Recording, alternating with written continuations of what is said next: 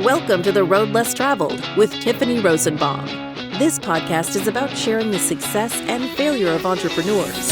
Join in and learn from others' mistakes so you don't have to go through the same hardships in business. Now let's welcome your host, business coach, real estate investor, and proud wife and mom, Tiffany Rosenbaum. Welcome to another episode of The Road Less Traveled, where we discuss the ups and downs, twists and turns of all the entrepreneurial journey. I'm incredibly excited to talk to you today, Derek, because you went from loans, financial, to tactics. So I'm really excited to talk about your backstory. So tell us a little bit about your backstory from loans to being an entrepreneur. I kind of have a good story as it relates to what we've all been through with COVID in the last 4 years of all of our lives. Yeah. Being in mortgage banking for 20 years, and year 20 was about 2021, 22. So that's also the year that real estate kind of tanked. And I had taken a big jump from a bank of about 5 years to Open Door. Everybody started Open Door. Okay. So they had stood up their mortgage team, and for 3 years they struggled. So they were like, hey, let's go get a mortgage pro, and that's kind of what I've done over the course of my career is go fix companies that have broken cultures, broken KPIs. Basically, they can't get product through their assembly line. Open Door got my name referred to them, and they hired me in to fix their assembly line. Well, long story short, they promised me the world. Paid me money to come. They paid me money to leave as well because within 11 months, the real estate tanked and they shut us all down. So they shut down when that had to have been somewhere around 2023 then, 2024-ish? Into 22. Yeah, into 22 because COVID spiked real estate and then it started coming down and that's when everybody got hurt and holding their shirts pretty much. So Open Door was doing fantastic and that's where they were going to expand. And so they went and hired all these extra people. Oh, we're going to do a finance. They had a whole finance division with credit cards and everything planned. Well, once they couldn't sell homes in 22, they shut everything down. So there's my story as far as what happened. What a worse time to not have a job. Real estate executives everywhere being let go. They're downsizing drastically. And all my connections didn't have anything available. And so I went on about a 1.5 to 2 year journey of self-discovery. You know, you've been in mortgage banking for 2 years. That's now gone. Is you going to wait till it's come back, or are you going to go do your own thing? And so I basically I saved up a lot of money in retirement.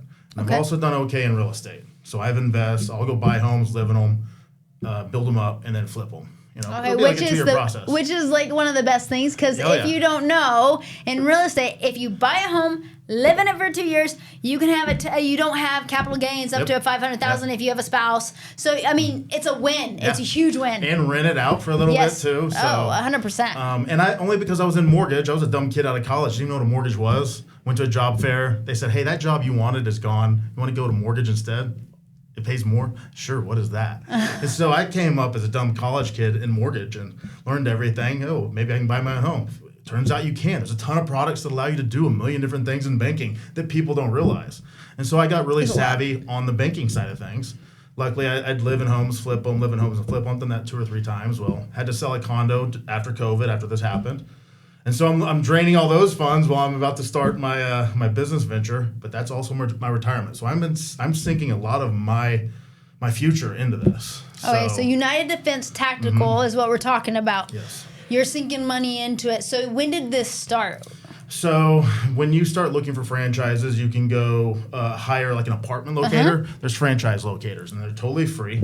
And you fill out basically a survey, and it asks you all these questions.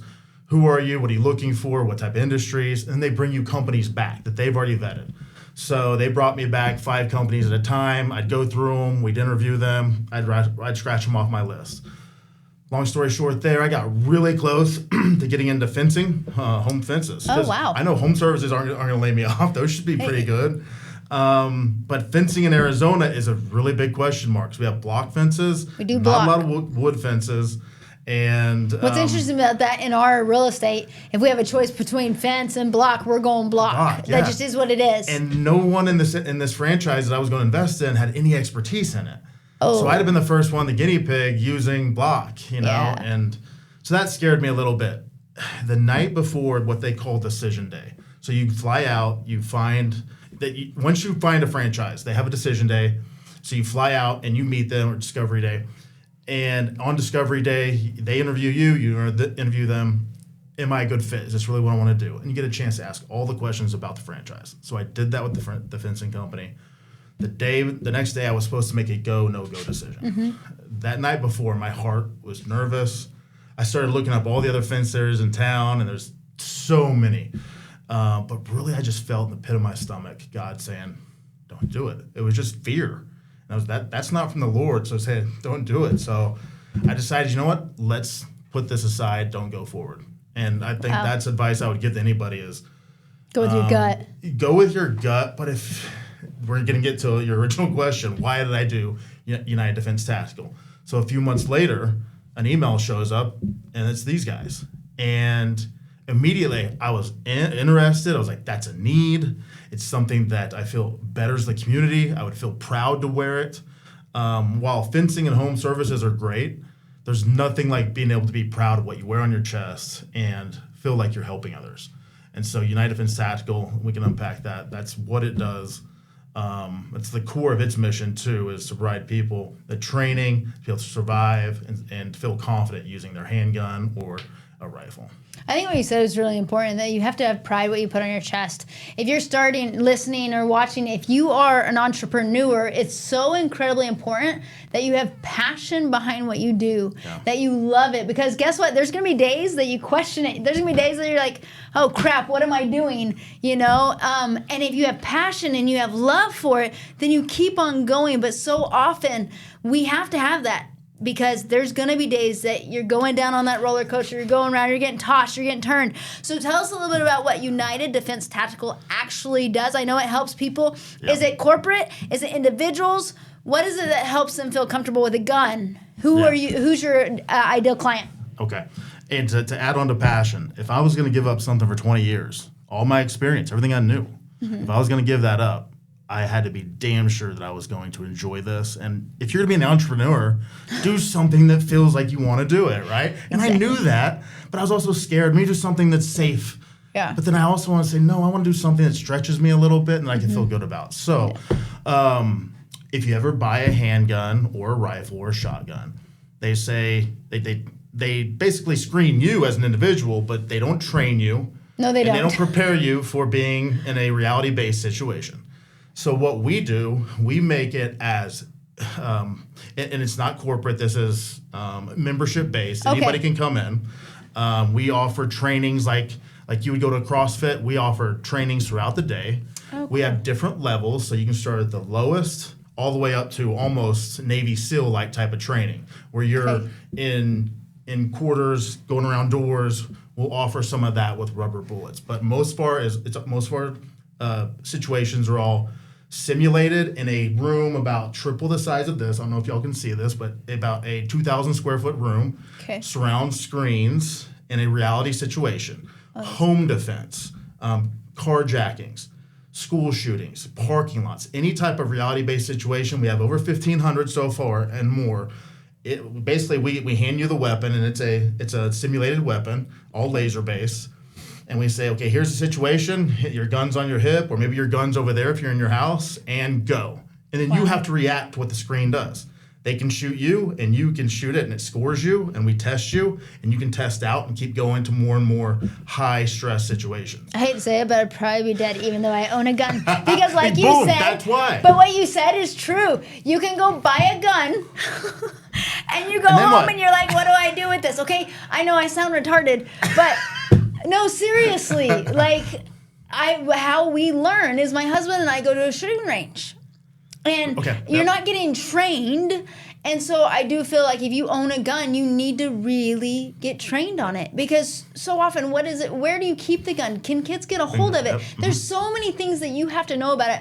one thing that we did, because my brother is a huge gun fanatic. I mean, huge. I mean, he hunts and stuff, and I know this is very controversial right now, what we're going into, but my brother hunts. I mean, the big five he hunts in. I mean, he's a gun fanatic. He has so many.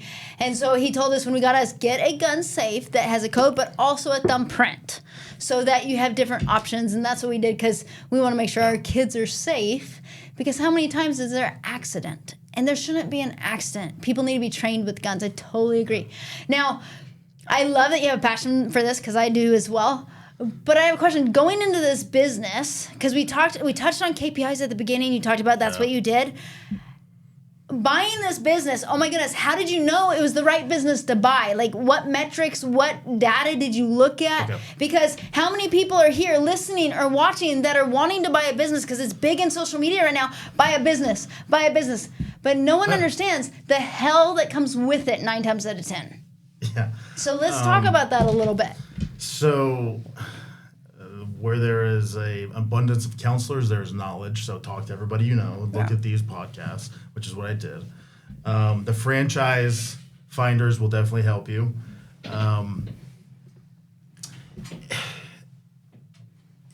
The selling point for UDT, United Defense Tactical, you're able to interview. As you go through the process, they will walk you through everything you want to know about them. Okay. And that's a big deal why I was passionate about this. Yeah. I have 20 years banking. I grew up in Texas as a hunter.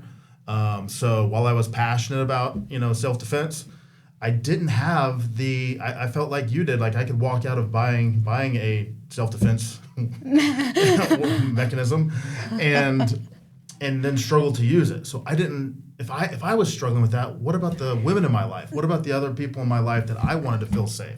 It's your right to be able to carry. It should also be something that we can help you with and make you feel confident. So what a great service we can offer to people. I think that's amazing, because I think what's important is that people feel confident with it. I think the problem is we have so many people that have them that don't know how to use them. And so when you haven't been trained, you use them in situations you wouldn't need to use them. Yeah. It's like, how do we create a safe space? So let's go into knowing you wanted to buy the company and the KPIs you looked at, or the financials you looked at. Like, what did you look at to know that this was a company you wanted to buy? Okay. As a part of any franchise research, they have to give you what's called a financial disclosure document.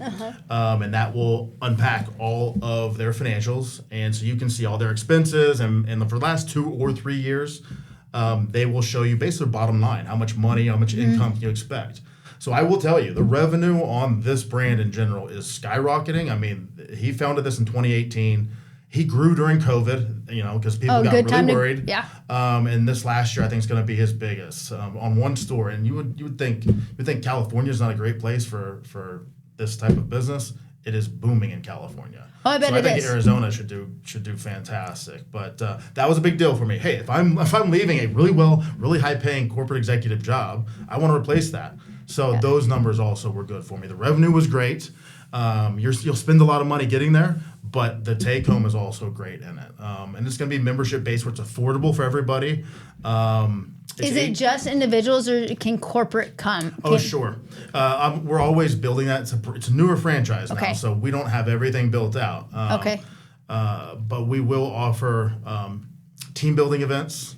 We'll specialize. I'm really big on community, so I'll have like UFC events, things to bring people in. Hey, come do demos. We require you to do a demo first. We want to find out where you're at, and is this the right deal for you? Because it may not be. We also don't let just anybody sign up. We're very strict on our rules, just like they are if you were to go purchase, a mechanism. And we don't let just anybody come train. You have to meet our certain requirements. We will turn you down if we feel like you're not somebody we feel like we should be training. I love that, because I think in business, like, to really know if you have the right partnership, or if you're going to go buy a membership or something, it's really nice to know that someone has the integrity and that will tell you, hey, you're not the right fit for this. And that's one thing we pride ourselves on. Daniel, my husband, we're partners. And what's interesting, he'll tell someone flat out, it's not a good deal for you. Yeah. And people will be like, Daniel, you just lost like $1 million. And he's like, my integrity is more important than the $1 million. Like, that person needs to be able to trust me. And I think that's amazing that you're willing to go, you know what, this isn't a good fit. So what does 2025 look for United Defense Tactical? United Defense Tactical, I'll tell you something about United Defense Tactical. I think the beginning of 24, he had signed 2 franchisees. Like, it was that new. Wow. I was like number 4 or 5. He ended the year with over 30. So Dallas alone, I think, bought 8. I think Austin's got 2, Tennessee's got 2, Vegas, and now Miami and Atlanta. So it is growing. It is going to be a growing trend. You're going to see the name more and more. I am on the ever-going roadblock journey of signing a lease. So if you want to get into that, I can tell you.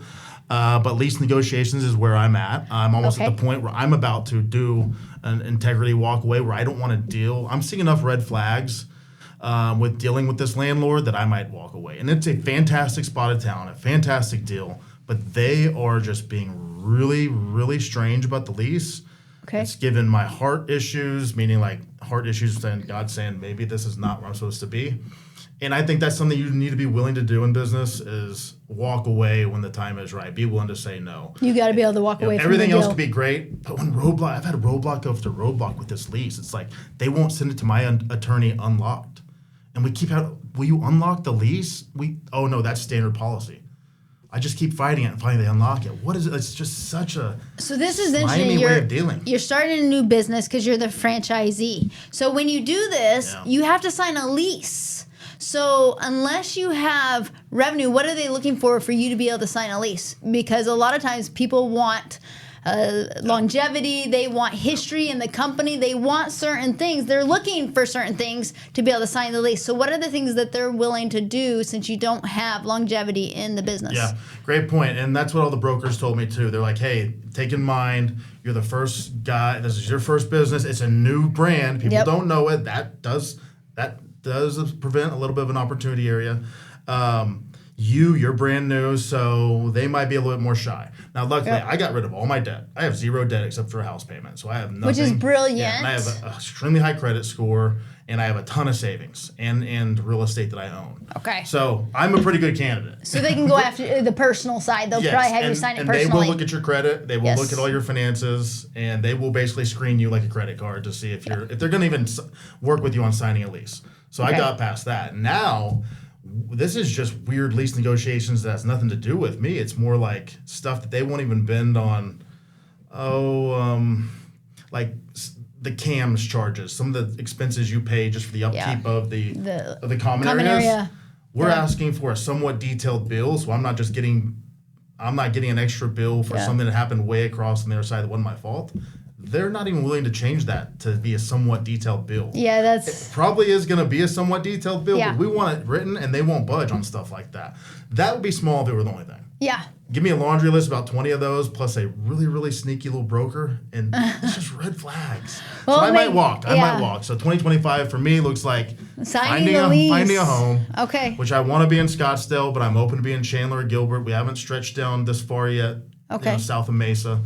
But hopefully Scottsdale, hopefully the northeast side of Scottsdale, because I want to put myself in location, buy a gun club or buy a C2. You're good. Buy a business that's related to buy a club. Come on, help us out, guys. No, I love it. I love it. So you're signing the lease. After the lease, you'll have to do the TI. Yes. Right? Okay, so this is one thing that everybody needs to listen to and watch. If you're a new business, you have to sign a lease. Once you sign a lease, you have to do the TI, and most of the time you have to pay for that TI. Yep. So that's a lot more money that goes in to actually a business. And a lot of people don't think about this. They're like, oh, I bought the business. Oh, I can just go. No. You buy a business, there's so much more money behind this that you have to be able to get it up and going. Let me give a tip on that. Start your SBA loan qualifications as soon as you can. I waited a little bit late, and then I took the franchises. They referred me to a Huntington bank. Huntington has now going on 5 months and still hasn't approved everything. Oh, that's a long time. They are that time. far behind. So I went with I have a friend in the business in court commercial. He got me a local bank. They approved me in like a week and a half. Yeah. Do you mind talking about the SBA a little bit? Yeah. Let's talk about that because with you're going into business, SBA loans are huge. Yep. So first of all, tell our viewers and listeners what SBA stands for. Small Business Administration. It's the government. So you're going to love working with them. But it really was the bank itself. I haven't even gotten to the SBA yet. No, usually if That's it takes the a long last part. time, it's the bank. Yeah. So once you got approved, what are the qualifications they look for on an SBA loan? So very much like the lease, but more in depth. I had to put together a business plan. Thank you, AI. So Love AI. I basically you tell AI what you want, it frames everything, and then you go fill it in. So it's not going to write the whole document for you, but it'll put it on an actual business plan document. Now, when you talk about AI, you're talking about ChatGPT, so they know? I use Grok because I'm Grok. a fan of Elon. Okay, I did not know about Grok. That's a new one. I live on Grok all day. Okay. And I think it's just like ChatGPT. Yeah. I'm looking forward to the operator coming out from OpenAI, which will go out and do tasks for me. Yeah. Because I'm like, can you put this on a spreadsheet? It's like, no, I don't have the qualities to do that yet. I'm like, dang it. Yeah, you're The 100%. skills. So you used AI to help you build your business Frame plan. it, yeah. Okay. Now the bank will give you documents. They want a business plan. They want a personal financial disclosure document. That's really what they're aiming around. It's going to be documents around finances and you putting the story together of why are you qualified to run this business? How's the franchise qualified? What's your long-term goal, short-term goal? They want to see forecasting. The great thing about being in a franchise, UDT especially, they already had all these documents pretty well prepared. I just had to go in and tinker them with them to my business, how I thought I'd do, what are my goals for my size of business. And again, I could have done a 3,000 square foot shop for up to 7, they kind of say. So I'm shooting for right at 5,000. That's how many members too, how many memberships I can sell in that size. So you have to do a lot of math. And a lot of my banking, I had done this on running mortgage production assembly lines, putting processing, closing, and underwriting together.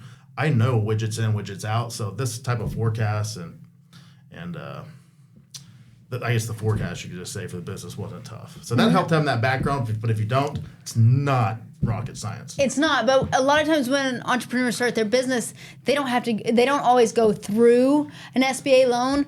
If you buy a business, you're most likely going to have to unless you have a bunch of cash that you want to spend. But SBA loans can help you understand a lot of the business aspects. Yeah. So once you got approved, what is the next step for the SBA? Like, what does it look like? What does it look like, that loan? How often are you paying out? Does it start from day one? And what are the interest rates that you're seeing in SBA loans? I will say this. Poke around to a bunch of banks. Don't just go with the first one. As 100%. With any mortgage you would get, too. Yes. You'd be surprised how many different products are out there. Now, the SBA will have their qualifying things that they need to qualify you by, but the local banker versus Huntington, be different. 2.5 and 2.75 is right where they're at. Okay. Interest only for a certain amount of time, and both of those are different. And you can say, hey, you can negotiate that. You can negotiate almost everything. Anything. I had another one want to put a lien on my home, and I said, can you do that without it? No, we can't. I said, okay. Thank you, see you later. Yeah, 100%. Right. Huntington offered me a $50,000 slush fund, just a line of credit, just to spend wherever. The local bank, instead of that, they just loaned me the full amount without giving me a slush line. They said, hey, you'll have access to it whenever you need it. It's kind of the same thing. Yes. So you want to, I love how you said this. You want to go into this and research multiple banks. Oh, yeah. And we deal with a lot of different banks. And it's interesting which ones, once you start pulling, you go, hey, I'm looking at different banks, they'll start negotiating with you a little bit more because they want you as much as you want them. I sent a commitment letter from the first bank to the second one. I said, hey, can you beat this? And can you do it in a week? She beat it and did it within a week. That's what I'm talking about. Because they wanted my business. The other guys, I was again, it's like this lease. Why am I having to pull so much from you? And I think that's maybe a life learning for me is if there's too many roadblocks, don't be scared to walk away. If you want to fight for it, if it's something you're passionate about and you know it's the right thing, fight for it. But if it's just like, you're just like, I'm just trying to get something done, it's too hard to get it done. When has that ever really worked out for us, relationship-wise or business-wise? So on the SBA loan, did you see points? I have not seen points yet. Okay. No, I'm not paying any points. Okay, Like awesome. mortgage points. No. Yeah. Oh no.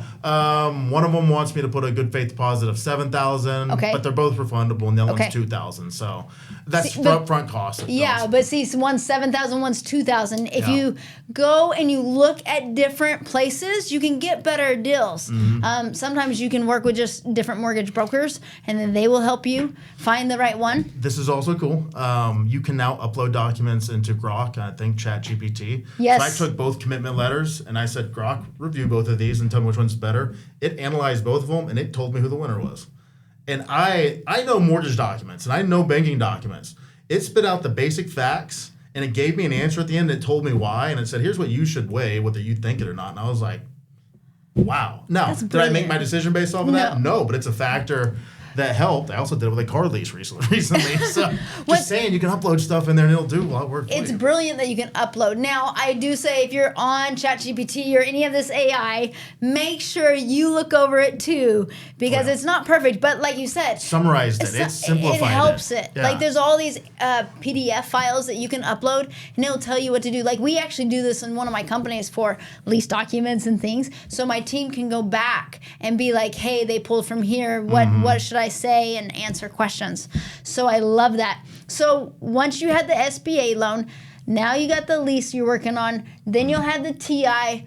What's the next step after that? Some things on TI too. If you're negotiating a lease, and your broker should tell you this, TI is also something you can say, hey, I want $10 a square foot, $20 a square foot.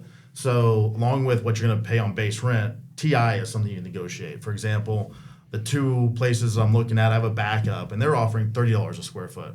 The one that I'm working with now is $10 a square foot. Now, there's reasons why it's different. Yeah. But I laid out my full 5-year term, how long you're going to be there. Then look at all your rent and throw on your spreadsheet how much you're going to pay all in. Because your rents may not be that much different all in once you factor in a higher TI up front. Because you will spend on a 5,000 square foot building, I'm looking at full build out of about $250,000 to $300,000. So easily. That's going to be a large part of my SBA is just the build out, and that's a pretty vanilla build out for us. We don't have much, as far as offices. We have open rooms with simulators and technology. And that's one thing that I would have to say if you're listening to this is if you're residential and commercial are completely two different things, do not be in the residential game and go, oh, that's how much I'm going to pay for commercial. Sheesh, yeah. Commercial like double, triple, quadruple the price when you're talking about cost per square foot. It's not the same. Materials more expensive. Lines, anything you deal with is more expensive. Everything's more expensive. You're customizing everything. Everything. That's amazing. So after you build out, after the TI, what's the next steps? Well, part of the SBA piece as well is I have to go get bids from contractors. They want me to get bids, and then we go with, the one that seems like the most qualified and best price. So you give that to the SBA team, the bank. They bless it. Then they release the funds so that you can go start building. Now, while they're building, what UDT, or United Defense Tactical, is going to do is we build our demo rooms out as soon as possible. Smart. So before we even open, we have some way to sell memberships. But we want to be able to invite you in. We want to show you exactly what you're going to go through, see if it's right for you. And then we'll give you a little training on the spot, just in an hour-long class. But we're going to stress you out a little bit. There's a parking lot scenario where if you come in, we hand you the piece, and we put it on you, and we say go. And then you're just walking in a parking lot, you got to respond. Okay, I want to do a demo as soon as you're ready. There are some simple things. What do you do when you see a weapon, but you hadn't pulled it? Yeah. How See, do that you right there. react? It's like, how do you react to all That these things? alone is worth 1 month's membership right there, just what you will learn, because I didn't know that. And again, I come from a pew-pew friendly background, but I don't have the tactical and the type of in-depth knowledge that our trainers and our instructors will. They will give you years worth of knowledge in our classes, and it is just, you'll soak it in. Plus, you have other people that are doing it with you, so you're learning from them, and you leave feeling like, all right, I feel a little tougher today. Oh, 100%. And that's a good feeling, right? I'm not going to shoot myself in the leg when I try to pull it out. 100%. So, what are the membership costs? That's the first question. What are the membership costs first, and then I'll have another question. So I'm still working on my membership costs, Okay. but here's what I can promise you. It's going to be around $100 to $200 a month, and it'll be based on how often you want to come. Okay. You can go punch holes in a piece of paper all day at the range. That's true. You can go out to one of these desert training courses, which I definitely recommend. But you take it once every 6 months, and what happens? You forget. So we want to encourage muscle memory.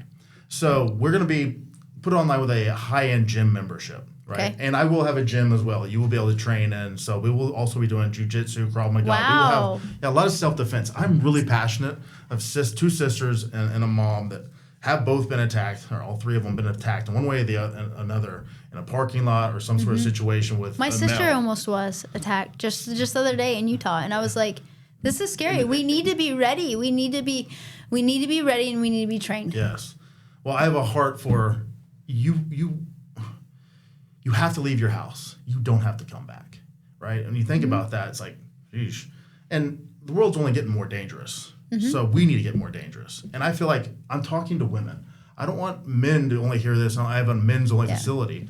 I want the women to come with your groups of girls, with your ladies, do whatever you have to feel more empowered, so that y'all don't have to feel like it's a man's world. Women should feel empowered. So 100%. So how many memberships do you need to break even? And then how many memberships do you need? Now you're getting into my financial pocketbook. If I you know don't exactly what it is. Okay, if you don't feel comfortable, you do not have to. No, I'll tell you. I wanted to. I would give it vagaries, but I'll get around vague. it. But the reason why I asked this question is because you need to know this before you open up a business. Like, this is, do a vague. You don't need to give detail. That's a great point. You know, so many people start a business and it's like a maze, and they're blindfolded and they go hit one block wall and then another block wall.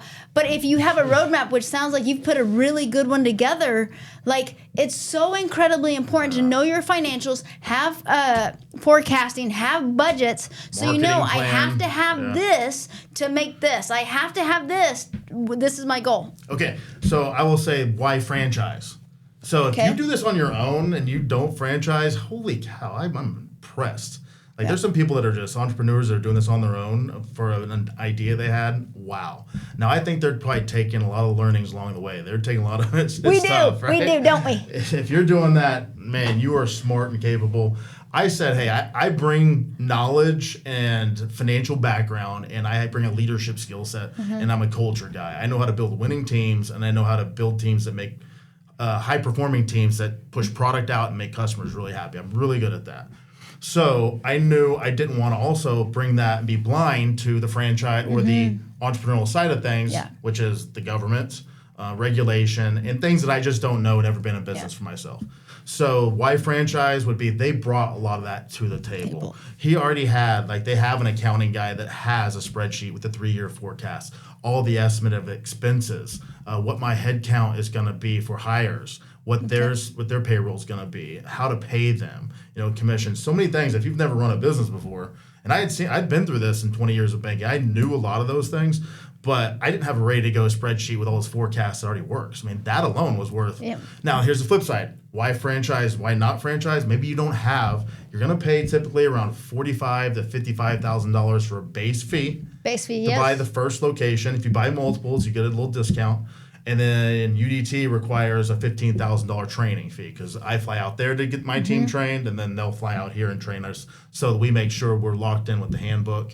And then they offer an online university. So this franchise is really well prepared as far as if I need help coaching, well, I videotape it. They'll coach my guys on live stream. Awesome. Yeah. How many employees are you going to need to run this facility? So depending on the facility size, so your numbers will change based off the location you get. Or you may choose to do a home services. I didn't even need a location there. And that's why that was enticing. I had no real debt. It was all sales. Yeah. And then you just get the vendors to build your location, and then the franchise headquarters helps you secure the product. So depending on what franchise you choose, you may not even need that many headcount. For me, I'm looking at about 5,000 square feet, so I'm going to need 2 to 3 trainers, 2 to 3 enrollment coaches, and then a couple front desk people. 6 to 8 or 6 to 10. Yeah. Okay, and then that's one thing that people don't always think about when they start a business and you hire a team. guess what? That team costs money, and there's so much more than just paying someone. It's a culture too, and you have to develop your team. It's continually training. It's continually caring about them, making sure they know the process and how to win. So that's amazing. And what is your big goal of how many memberships do you want? Can you share that with us? So by opening, no, this is easy. By opening, I want 200 to 250. Okay. Because then that will help me, if I can hit that number, that should help pay for my initial first month's salaries, and I'm already almost close to paying for most of my debt on the SBA. Okay. Because remember this, if you don't have money to pay your debts, you've got to make that money right away. You do. So we're going to start the minute I can get that built. So hit the ground running, 200, 250. If I get 200, 250 more, I'm pretty much in the black at that point. So I'm looking around 500. Okay. Now, if my lease changes, that's off this current lease. Okay. I got to go back in and plug all my numbers back in. But this spreadsheet that I have puts it all in there, and it tells me, okay, based off that spend, here's what you need. And then I plug and play what my membership cost would be at this new location, right? And that So does your lease have a auto escalation clause then? Is that what it is? Clarify.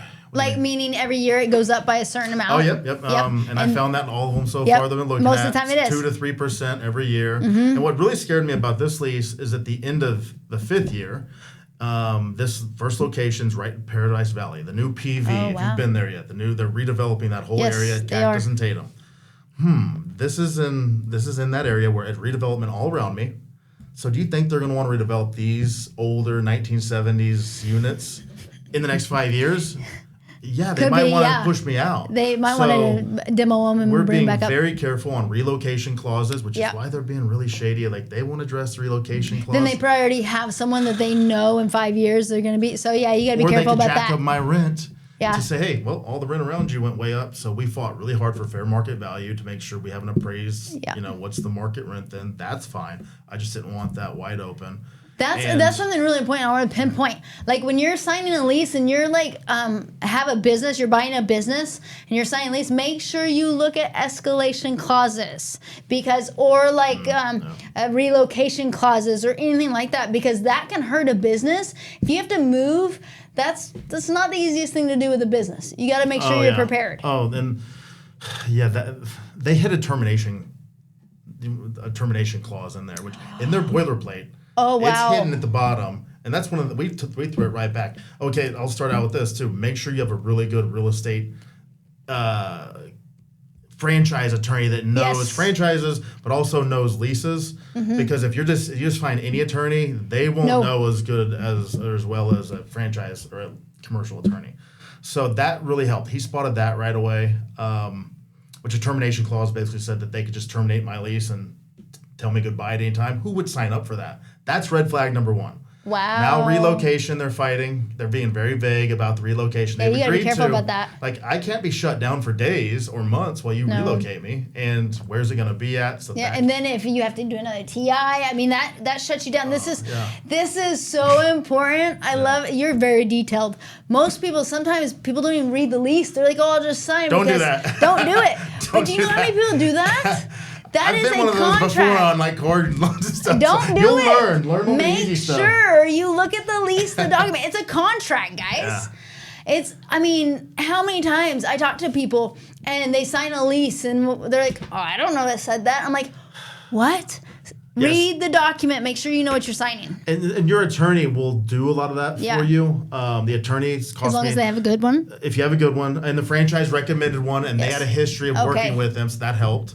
That came with a fee. It's about $3,900. I looked around. It was around $3,000 to $5,000 for this.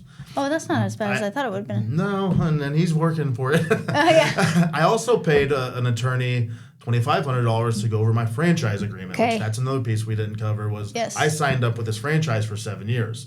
So if I don't make it or if we fail, there's things fees that I owe them, right? And there's also things they owe me as part of the franchise agreement. And as a part of my long term, I will pay them 7%. So if you do a franchise, 6 to 8% is probably what you're going to pay on a franchise agreement. And that's off my revenue. What I love what you're saying here is hire the right people to make sure you know what you're signing. You had an attorney for the franchise. Heavy up front. Oh, it's the plan. If you fail the plan, you plan to fail. That's how I really look at it. In business, if you fail the plan, you're failing. It just is what it is. Failure has been in my family as well. So one of the things in my background that I also had going for me, which not going for my brother. Okay. So in 2000, 2005, he bought a franchise as well, and it was called Max Muscle. Okay. And he had the total opposite experience. So I've been able to have a family member bounce off of, hey, did they do this, they do this? And my brother's just been, they're doing this nowadays. They offer this. So wow. The franchise game, I think, has come a long way as far as what franchise will do for you, because it's in their best interest for you to survive, right? And so they have a whole corporate team of people, marketing team. I've got a real estate person. She's with me on every phone call. That's awesome. I've got an accountant to call up anytime. We got a head of sales. So the franchise comes with a lot of great stuff with these guys. That's awesome. Yeah. What's been the hardest thing? Because sometimes people look at entrepreneurs and they're like, oh, you had it easy. Or, oh, they look at somebody and they're like, oh, I have a different road than you. Mine's harder than yours or something. What has been the hardest thing during entrepreneurship for you so far? Is becoming one. Because literally for 2 years now, I've been in a wilderness season where God's been working with me on who are you, what do you want, what's your purpose, right? Like that. He had to bend me just to the right spot where I was like, okay, Lord, I'll operate on your time now, to get me out of a wilderness season, partially that I was causing, and that just means procrastinating, being lazy, doing recreational things that you shouldn't be doing, right? And ever since I put my focus back where it should be, the detail I'm talking to you about, the rigor, the research, that's been in my heart all along, but it's come out now through fruition of working diligently at 6 a.m. on things I would have been sleeping in or too hungover to do. And quite honestly, before you go into entrepreneurship, fix your life. Oh, 100%. If you're a wreck, it's a cultural thing. It starts at the top. It does. What the leaders do. What you do in moderation, your followers will do in exaggeration, and that's a Christian thing that one of my old Christian teachers taught me. I'm stealing that. Stuck with me, and it's been so true as a leader in business. If I allow it, the culture will allow it, right? If I see a piece of trash and everybody sees me walk past it and I don't pick it up, that bleeds throughout the company. Have you read The Entrepreneurial Leap? I have not. I highly recommend it because what you're talking about right now is just. It's amazing. I love that book. I'm actually in the middle of it right now, but it's a really good book. So I have a couple more questions because I got to be respectful of time, and I know everybody's got something to do. But what is the worst advice you've ever received? Follow your heart. Okay. Your heart's a liar. Follow him. Faith is the biggest thing, and he will fix your heart. Once your heart's fixed, then things open up. I'm emotional about it because what's been so hard about entrepreneurship is getting it started, and it's like you'll go through seasons of testing, but he's carving out a better human, right? And he's building character, and it's hard for us to really be like, is this real? Is this really going on? So don't follow your heart. Listen to him, get in prayer, humble yourself, and be able to take feedback and advice and move forward as a humble servant, right? Because those type of people, they're unstoppable. When you take arrows all over, but you got a shield all around you because God's got you, it's a different world to operate in. And if I was going through this a year ago with all this landlord mess going back and forth, I have no direct income right now. It's all savings. And every day is, another week delayed. I'd be a wreck. I'm the happiest I've ever been. And it's just because I know God's got something for me. So if you're not ready for this in your heart, you're going to be stressed out and you're going to be a wreck. But if you align yourself with God and faith, if you really will work on that, I'm not afraid of anything. I'm excited about it. Sure, I'm frustrated and PO'd about some things, but I'm at peace at the end of the day and I sleep fine, right? You know what I love what you said is we have to go through this. It's up and down. I love the analogy of the pencil. Have you ever taken a brand new pencil? Like a lead pencil? Yeah, a lead pencil. Like a brand new one out of the box. Sure, it's not sharpened. Sure. Like, it's been a while. It has to be sharpened. I take my kids shopping. I have 3 young kids, and they love to go school shopping. I do not. It's one of the worst things. But they'll pull out a pencil, and they'll try to use it. A lot of times I'm like, well, it can't be used because it hasn't gone through the sharpening phase. Entrepreneurship, I think, is the true sharpening of a soul, of a man, of a woman, anybody, because we think it should be easy a lot of times. But just like a pencil, it can't be used to impact or create without it being sharpened. We can't be used or impact or create without being sharpened. We have to be sharpened.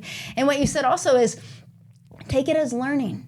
Get right here so that when a trial comes, it's just action. It's just taking steps. I love what you said. And that emotion behind you, that's true entrepreneurship. It's true entrepreneurship, guys. I promise. I don't know one entrepreneur that hasn't wanted to curl up underneath the desk and cry at some point in their journey. It's not perfect. Corporate world will do that to you a lot too. But, if you don't have the background for this, I would tell you, if you're starting out, like let's say you never even had a real job, you just want to be an entrepreneur. Well, God bless you for being so fearless, because there's only a certain amount of people that are cut out that can do that. I got my lumps with corporate world, right? Yeah. I figured it out. So I'm ready to take on a lot of the stuff that will come with it. I'm armed a little differently than, say, someone straight off the street. If you're off the street, even more that you need an abundance of counselors, help, invest early, do your homework, and don't just jump right into it. And if you do just jump right into it, have a thick skull, because 100%. You're going to take a lot of dings. Because what you just said is completely true. I started without working for someone in the industry. And the things I had to learn were so much harder than someone else that had gone through it and worked. I had to learn and take from mentors and go, hey, how do I learn this? I mean, KPIs, all these different things that I needed to learn, because I didn't work for corporate. I just started businesses out of desperation. You want to learn from other people's mistakes. Hopefully not your own. Yeah. If they are your own, the small ones. Yes, 100%. Not the $100,000 lease ones. 100%. All right, what's the best advice you've ever received? The best advice I've ever received is repent. And I know that sounds weird. Stop doing what you shouldn't be doing. You know it in your heart. Obey. Follow what you know you should be doing. We put it off. We procrastinate. If there's things in your heart that you're being told to do, don't wait. You could waste. I've wasted 27 years of my life fighting the answers that I knew were there, but I enjoyed doing the bad things too much. I've seen more growth and character in my life change because one, God woke me up and told me it's time to go. But because I was in rebellion, wanted to do it my own way, I wanted to try it my own way. It's like what the whole message, I think the theme is, if you're going to try it your own way, you're going to suffer. And try it his way, or try it in your counselor's way, and get some mentors and some help. And the road is easier, right? You want to go there fast, go by yourself. If you, right? You want to go there strong. If you want to go long, go far, go with others. Team, yeah. So what you said, you need to read Entrepreneurially, because it talks about the entrepreneur is actually a rebellious soul. Because, it does. I love it. Because we fight against the grain. We think outside the box. It's like, no one is going to freaking stop me. But we also hit our heads up against the block wall sometimes. Trust me, it happens. This explains why I didn't like corporate world so much, because if you are a creative person and you want to do things outside the box, it's really tough inside the box, and you have to fit in a box in the corporate world. I was able to be really successful in the corporate world because I was able to walk on the edges and do things that people wouldn't, but I was creative. I think I'm going to love doing this long term. But again, as you can hear, I'm not going blind. I've got the knowledge and I've got a team helping me, and it's still painful. It's still hard. I mean, hopefully. One thing I will say is the passion is the one thing I'm counting on. I know I'm going to love doing this, as long as when people are walking out the door, they're like smiling and they feel like they're more prepared. I can live with that, right? 100%. I can totally live with that. And I'm all about happy people, happy customers, because I hate poor customer service. That could be a whole nother podcast. Oh, that could be a whole nother podcast. So if you had one book to recommend to our viewers and you're like, hey, this is going to change your life for your entrepreneurial journey, what would it be? Any football fans would be The Score Takes Care of Itself by Bill Walsh, the perennial 49ers championship coach. He brought them from a cellar dweller, a team winning two wins a year, to multiple-time champions with the 49ers. But Bill Walsh, basically, he invented the West Coast offense, and he invented culture and scripting offenses. So if you're a team leader, or if you're struggling with getting results out of your book of business, he talks about how he fixed the culture with the 49ers, why they had a loser culture, and how he set the standards so high. Little things like, hey, you can't wear a t-shirt anymore on the bus. We're in suit and ties. That's how we're showing up. So he raised everybody else's standards. And he raised his coaches' standards to make sure they knew they had to live up to what he expected, but then he also required them to buy in. If I'm going to ask a lot of you, I need a lot back. So he made himself coachable. He also created scripting, which means he would write out every single play of the first half of football games. You can apply this to your business. What are we doing next week? Write it the week before. Give it out to your team so they know what they're doing. We can tell them, go get success all day. Oh, go be successful. What does that mean? Go get great customer service. What does that mean? Let me help you a little bit. And let me design it for you and write it down. Some people say, well, that's micromanagement. No, micromanagement is doing it for you. If I give you the playbook and coach you while you're doing it and script it for you and you're successful, then you become better because of it. That's basically what Bill Walsh coaches, is how to get your culture right. You can't have toxic leaders. You can't have a toxic environment. It's got to have a ramp to go up. You got to build people up, not beat them up. We try to build people up. And then make sure they have measurable scripts that they can hit. So you're talking about those KPIs. I built that within my mortgage operations for 2 years straight in Arizona at USAA. So I had 20 other teams I was competing against. My 5 teams won it 24 months in a row. And we moved closings up in residential on average 2 days. Wow. Because I had measurements that my team could hit. So they knew, hey, should I go home today? Nobody tells you when you should walk away from your mortgage pipeline for the end of the day. When am I caught up? I built percentages and measurements so they could look at their spreadsheet of music and read their music. Oh, I love so that. they knew how to produce, so our assembly line kept moving. I tell love you, it took a lot of bumps to get that correct, but once I ironed that out, and then I was able to go apply that to other companies, that opened door, I will tell you, by the way, in 3 months, I had their highest fundings and highest customer sat in 3 months, just because that's how poorly run they were. I want to take that feather. But, the industry kind of crashed. So, but the score takes care of itself by Bill Walsh. It's a football book, so if you love football, you'll love it. But you apply it to business. Culture's everywhere, and so is how you run your business. And his strategies will help you out immensely on both of those. I'm gonna have to. I have not read that one. It's fun. I'm gonna have to read it. But have you read? Because we were just talking about customer service. Have you read the Starbucks Experience? No, I kind of hate Starbucks. Okay. Well, okay. It's not about Starbucks. I don't drink Starbucks. Yeah. I don't drink coffee. But the experience and the whole business side of it blew my mind. Okay. Like it really did. It blew my mind about how much I'll put that on my list. they spend more on training and developing their team than they do on marketing. Just not spelling. Yeah. I think they have a strategy now where they misspell on purpose. They probably do, to be honest, because then it makes someone look and go, hey, look, I mentioned it now. That is what they're doing. No, seriously, they're brilliant. It's insane what they do. But Traction, and I recommend those a lot. Traction. If our viewers or listeners want to find you, where should they find you? So, UnitedDefenseTactical.com. You won't find the Scottsdale location yet because I'm still looking for a lease. But once I have a lease, then my location will show up in the locations with the class times, with our grand opening. So we're going to have a big grand opening once we have a site. But yeah, UnitedDefenseTactical.com. And if you want to find out about the business, get a little bit of a preview of the demo, all on that site. Very, very informative page. I'm actually really excited to have a demo. Thank you for you're coming out for the grand opening, and I'm gonna get you in there. I can't wait. It is fun. So, besides that, so not just self-defense, we do have team building activities. So you want to see who can shoot better? Yeah. We have those games. Oh, I'm excited. We're gonna have to do it. Thanks so much for coming out, Derek. Appreciate it. Thanks for tuning in today to The Road Less Traveled. If you're organizing an event, workshop, or simply planning something exciting and would like to have Tiffany Rosenbaum join you or want to have her on your podcast, visit TiffanyMRosenbaum.com and click on Book Tiffany to get started.